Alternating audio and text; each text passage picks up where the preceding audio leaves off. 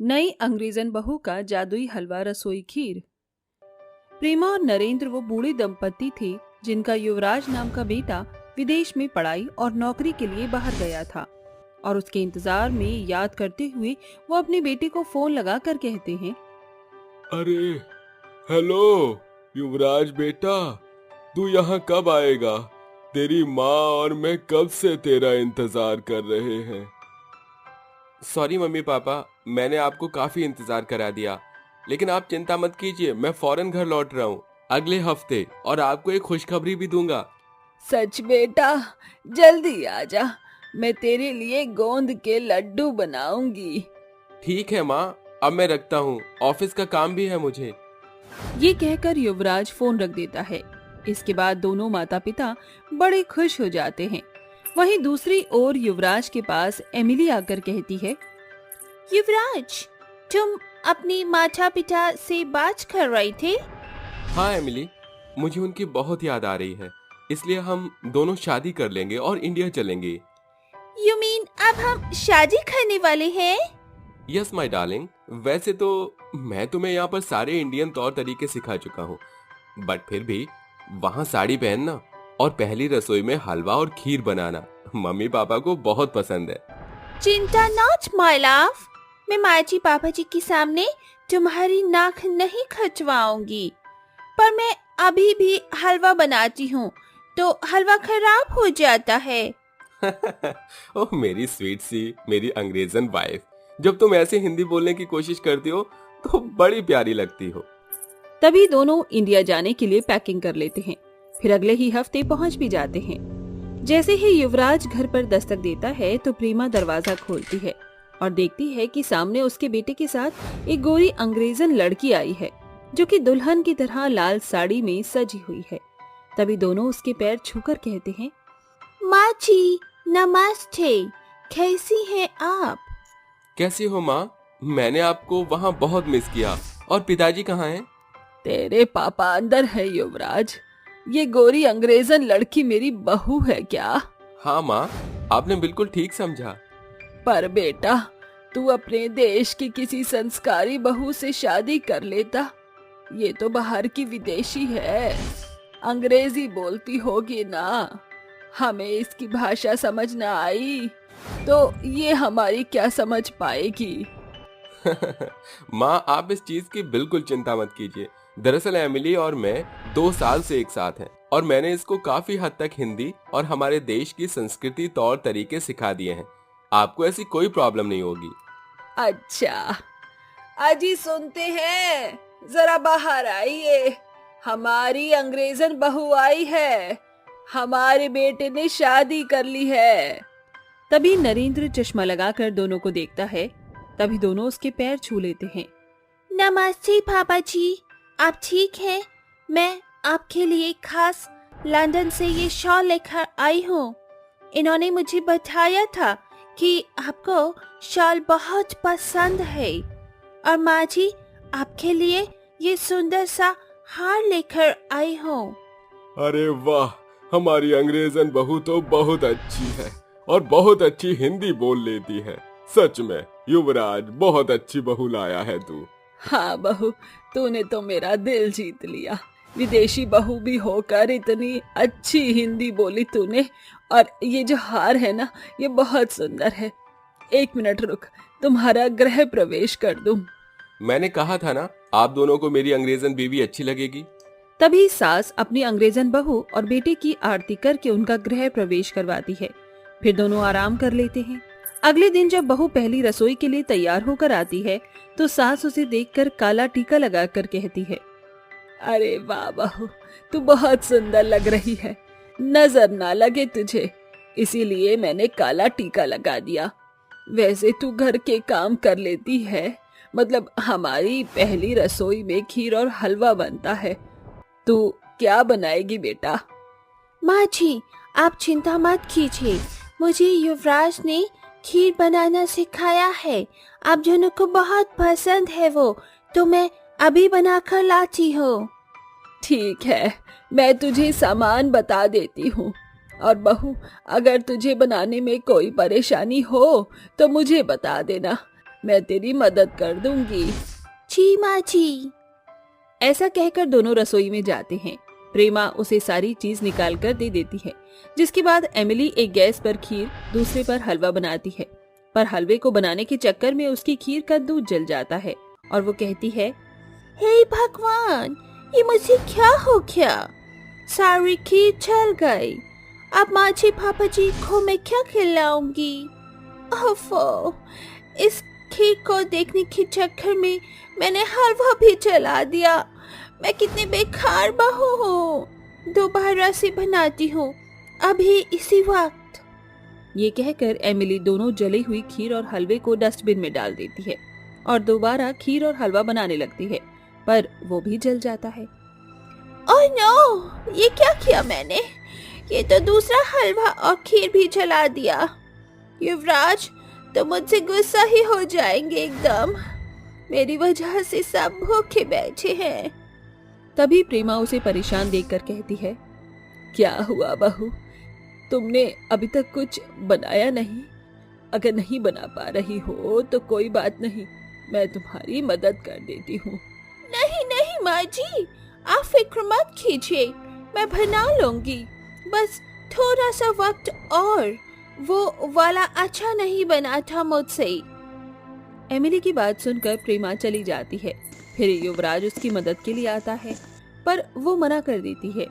जैसे तैसे वो तीसरी बार हलवा और खीर बनाती है तो कहती है, फाइनली मैंने दोनों चीज बना लिया है, लेकिन अच्छी नहीं बनी शायद।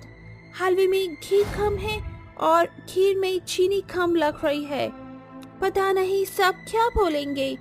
सब 3 बार बनाकर वेस्ट कर दिया। बेचारी मेरी अंग्रेजन बहू, इतना हलवा और खीर बना ली, लेकिन बना नहीं और ना ही मेरी मदद ले रही है। कुछ देर बाद जब बहू का बनाया हुआ हलवा वो लोग खाते हैं तो ससुर उसके हलवे की तारीफ करता है, पर एमिली रोते हुए कहती है, पापा जी, आप झूठ क्यों बोलते हैं? मैंने हलवा खीर दोनों अच्छी नहीं बनाए। मुझे माफ कीजिए। अरे नहीं नहीं, कोई बात नहीं बेटा। जरूरी थोड़े है कि हमेशा पहली रसोई में अच्छा बने। वक्त के साथ तुम सीख जाओगी। ऐसे उदास मत हो। ये लो अपना शगुन। अरे एमिली, कोई बात नहीं, होता है। सॉरी माँ जी पापा जी, पर अभी मैं शगुन नहीं लूंगी। जब तक आपको अच्छा सा हलवा बनाकर ना खिला दूं, मैं इसे अच्छा बनाकर ही रहूंगी। ये कहकर एमिली कमरे में चली जाती है। घर का सारा काम करने के बाद वो रसोई में रोज दोनों चीज बनाने की कोशिश करती है, पर कमी तब भी रहती है। एक बार जब वो बाजार जाती है तो एक भूखे बच्चे को वो खाना खिलाती है। तभी एक परी उसे रोक कर कहती है, सुनो, तुम एमिली हो ना? मैं जानती हूँ तुम क्यों परेशान हो, पर तुम्हारी परेशानी का समाधान है मेरे पास। पर आप मेरी मदद करना क्यों चाहती हैं? क्योंकि थोड़ी देर पहले तुमने एक बच्चे की मदद की थी, इसीलिए। अब बताओ। मैं इसीलिए परेशान हूँ क्योंकि अपने ससुराल वालों को मैंने पहली रसोई में कुछ भी अच्छा बनाकर नहीं खिलाया। मेरे खीर हलवा हमेशा खराब हो जाते हैं। चिंता मत करो, इस बार नहीं होगा। ये जादुई मेवा है। जब तुम इसे किसी भी खीर या मिठाई में डालोगी तो तुम्हारी सारी चीज अच्छी हो जाएगी। सच? आपका बहुत बहुत शुक्रिया। एमिली का शुक्रिया सुनते ही वो परी वहाँ से चली जाती है। तभी घर आकर एमिली दोबारा से हलवा और खीर बनाती है। फिर जादुई मेवा वो उसमें डाल देती है और घर वालों को खिलाती है, जिसे खाकर घर वाले कहते हैं, अरे वाह बहू, इस बार तो तुमने हलवा और खीर दोनों ही बहुत लाजवाब बनाई है। अरे सच में बहू, इस बार तो अपना शगुन लोगी ना? जी माँ जी पापा जी। मुझे पता था कि तुम परफेक्ट हो जाओगी, इसलिए कल हमारे घर पर बाकी दूर की बहनें यानी हमारी मौसियाँ आने वाली हैं। तुम उनको यही खिलाना। जी युवराज जी। ऐसे ही अगले दिन जब युवराज की दूर की मौसी घर आ जाती हैं तो एमिली उनके लिए हलवा बनाती है, जिसमें वो मेवों का प्रयोग करती है। उसे खाकर सब लोग उसकी तारीफ करते हैं। अरे वाह वाह प्रेमा, तेरी अंग्रेजन बहू ने तो हलवा बहुत बढ़िया बनाया है। उम्मीद नहीं थी कि इतना अच्छा होगा। सच में बहुत ही अच्छी संस्कारी बहू है, और उसका हलवा भी। हाँ, और खाओ, मेरी बहू ने बहुत सारा बनाया है। ये ले बहू तेरा शगुन। उसके बाद सब लोग चले जाते हैं। फिर उदास मन से एमिली अपनी सास के पास जाकर कहती है, माँ जी, मुझे माफ कर दीजिए। दरअसल मैंने अपनी मेहनत से नहीं, बल्कि जादुई मेवे की वजह से ये हलवा बनाया है। मुझे तो बनाना आता ही नहीं। मुझे एक परी ने, जादुई थी वो, उसने मुझे ये दिया, और इस वाहवाही की हकदार मैं नहीं हूँ। गलत कह रही है बहू तू। इस वाह की बिल्कुल हकदार है, क्योंकि तूने असल में अपनी मेहनत से इतना स्वादिष्ट हलवा और खीर बनाई है। वो जादुई परी नहीं थी, मैं ही थी। असल में तूने इतना अभ्यास किया कि तूने खुद इतना अच्छा हलवा बना लिया। जो तेरा आत्मविश्वास खो गया था, बस मैंने जादुई परी बनकर तुझे वही वापस किया है। इसका मतलब माँ जी, वो मैंने अपनी मेहनत से हलवा बनाया था? हाँ बहू। शुक्रिया माँ जी, मुझे समझने के लिए। ऐसा कहकर एमिली सास के गले लग जाती है। कुछ दिनों बाद एमिली इतना अच्छा खाना बनाती है कि सब उसके बनाए खाने की उंगलियां चाटते ही रह जाते हैं। बोली। अंजना के 5 बेटे थे और उसे अपने 5 बेटों की शादी की बहुत चिंता थी। एक दिन अंजना पंडित को अपने घर बुलाती है और उनसे कहती है, अरे पंडित जी, मुझे कोई ऐसी लड़कियां दिखाओ जिनसे मैं अपने बेटों की शादी करवा सकूं और वो मेरे बेटों को खुश रख सकें। अरे बहन जी, आप चिंता क्यों करती हो? मैं आपको ऐसे लड़कों के रिश्ते दिखाऊंगा कि आप बहुत जल्दी अपने 5 बेटों की शादी कर दोगी। अच्छा, अगर ऐसी बात है तो लगा दो लाइन एक एक करके लड़कियों की। अंजना के कहने पर पंडित उसको सारी लड़कियों की फोटो दिखाता है, जिनमें से वो अपने 5 बेटों के लिए लड़कियां पसंद कर लेती है। अरे पंडित जी, जितनी जल्दी हो सके आप बस इन 5 लड़कियों के घर वालों से रिश्ते की बात चलाओ। अब तो मैं अपने 5 बेटों के लिए बहू लाकर ही रहूंगी। फिर क्या था, अंजना अपनी 5 बेटी की शादी अपने ही पसंद की लड़कियों से कर देती है और अपनी 5 बहुओं को घर ले आती है, जिसके बाद वो अपनी 5 बहुओं का गृह प्रवेश करती है। अरे आओ आओ बहू, आ जाओ, यहाँ पर देखो, इस घर को अब अपना ही समझो। उसके इतना कहते ही उसकी 3 बहू अपना घूंघट खोल लेती हैं, जिसके बाद वो अपनी सास से कहती हैं, अरे माँ जी, ये बात आपको हमें पहले ही कह देनी चाहिए थी ना। हम तीनों बहनें कितनी देर से इतना लंबा घूंघट करके खड़ी हैं। हाय राम, अब मेरी जान में थोड़ी सी जान आई है। वैसे हमारे ससुराल बहुत बोरिंग सा है, देखो तो जरा, यहाँ के रंग भी कितने ओल्ड फैशनेबल हैं। अपनी 3 बहुओं का ऐसा बर्ताव देखकर अंजना हक्की बक्की रह जाती है। अरे बहुओं, क्या हुआ? तुम्हें सब कुछ ठीक तो है ना? अरे माँ जी, होना क्या है, अब तो बहुत ज्यादा थकान हो गई है। बस हमें हमारा कमरा दिखा दो ताकि हम अपने कमरे में जाकर आराम कर सकें। हाँ हाँ माँ जी, हम देखेंगे आपने हमारा कमरा किस तरह तैयार करवाया है। हाँ, आप चलो भी, बहुत देर हो चुकी है। अंजना अपनी बेटी सुप्रिया से कहती है, सुप्रिया बेटी, जाओ अपनी तीनों भाभियों को उनका कमरा दिखा दो। पायल, रेशमा और शिल्पा तीनों ही अपने कमरों में जाकर आराम करने चली जाती हैं। वहीं बेचारी रूपाली और रेखा वहां लंबे घूंघट में खड़ी रहती हैं। ओहो बहू, क्या हुआ? कोई परेशानी है क्या? तुम दोनों को अपने कमरे में नहीं जाना है, और ऊपर से इतनी गर्मी में तुमने इतना लंबा घूंघट जो कर रखा है, क्या तुम्हें जरा भी गर्मी नहीं लग रही? अरे नहीं माँ जी, दरअसल बात यह है कि हम बहुत संस्कारी हैं और हमारे माता पिता ने यही सिखाया है कि हमें लंबा घूंघट करके अपने बड़ों का आदर करना चाहिए। लेकिन बहू, अभी तो यहाँ पर तेरा ससुरा भी नहीं है, तो फिर तू इतना लंबा घूंघट करके क्यों खड़ी है? अरे हटा दे लंबे घूंघट को, जरा दिखा तो सही अपना प्यारा सा मुखड़ा। नहीं नहीं माँ जी, हम अपना घूंघट नहीं उतार सकते। आप हमारी बात को समझो, अगर हम घूंघट हटा देंगे तो हम आपका आदर सम्मान कैसे करेंगे? तभी सुप्रिया आ जाती है। बेटी तो आ गई, जा अपनी इन दोनों घूंघट वाली भाभियों को भी इसके कमरे में छोड़ा। सुप्रिया फिर से अपनी दोनों घूंघट वाली भाभियों को उनके कमरे में छोड़ आती है। इस बात से अंजना थोड़ी हैरान रहती है।